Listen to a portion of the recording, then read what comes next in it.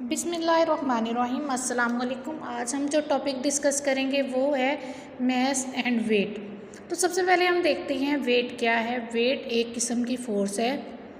ये वो फोर्स है जो ग्रेविटी की वजह से एक ऑब्जेक्ट पर लग रही होती है, और ज़मीन पर जो फोर्स होती है वो ज़मीन की जो फोर्स है, ज़मीन की जो अट्रैक्शन है वो ज़मीन और ऑब्जेक्ट के दरमियान में होती है।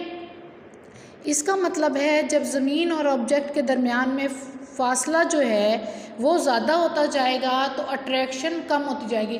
चीज़ को दूर करते जाओगे तो उस पर अट्रैक्शन कम होती जाएगी, उस पर होल्ड कम होता जाएगा, तो फोर्स क्या हो जाएगी, फोर्स भी कम हो जाएगी।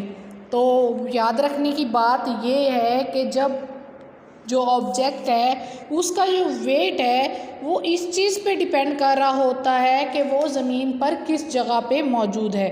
ज़मीन के डिफरेंट लेवल्स होते हैं ना, तो उस चीज़ पे डिपेंड कर रहा होता है कि ज़मीन के कौन से लेवल पे मौजूद है।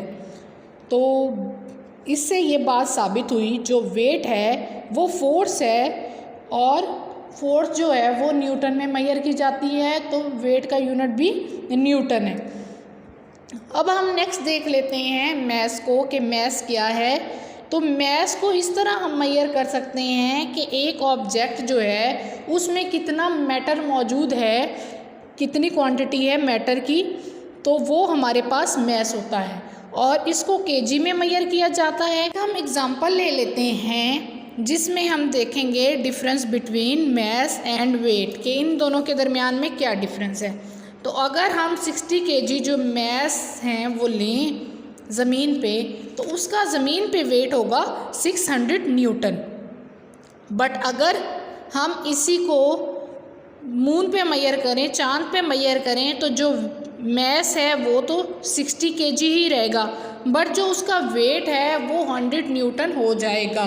तो इसका मतलब क्या है कि जो चांद है वो ज़मीन के मुकाबले में छोटा है, तो इसलिए वहाँ पे वेट भी कम हो जाएगा।